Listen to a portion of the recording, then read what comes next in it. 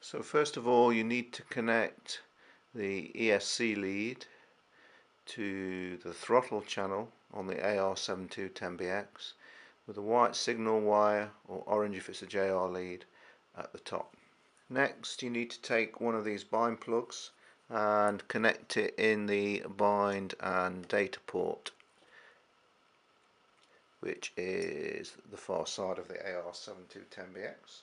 And this is the only time you do this. We first turn on the Heli first by connecting the battery lead. This will make the ar7210bx unit flash very rapidly. In fact, it's the H light that's flashing, which means that the receiver in the ar7210bx has gone into bind mode. So the next thing to do then is to turn on the transmitter whilst holding down the bind plug. The transmitter will tell you it's going through the bind process. It will tell you at what frame rate it's binding, and it will tell you when the binding is complete.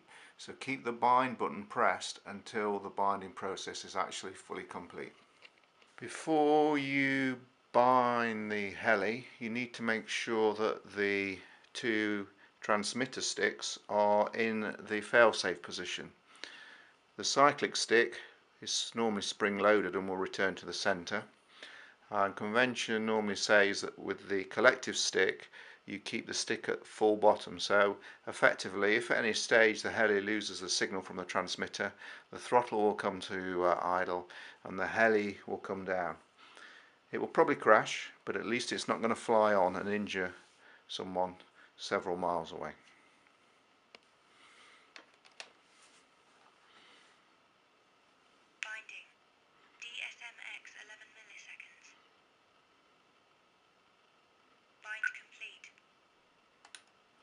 Once it says bind complete, you can let the bind button go and the helicopter will have bound properly. Once the bind process is complete, the H light will stop flashing rapidly and you'll be left with a solid blue light, or it could be a red light, on the top of the Spectrum AR7210BX. If you forget to take out the bind plug, then next time you cycle the power, the AR7210BX will go into bind mode, which is obviously what we don't want to happen. So what we do now is we disconnect the batteries, which cuts off the power. We then remove the bind plug so it doesn't go back into bind mode a second time. And now we can connect power to the Heli in the normal way, which is first of all to turn on the transmitter.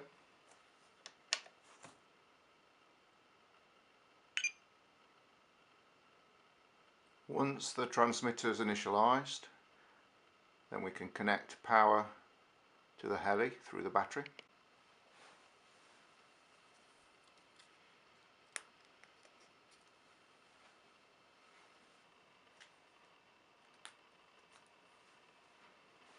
The AR7210BX will go through its startup sequence.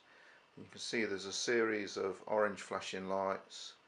There's initially a red light on it, and then eventually, depending on the gyro mode you've set up, there should be a steady blue light, but that could possibly be a steady red light. So that's the bind process complete.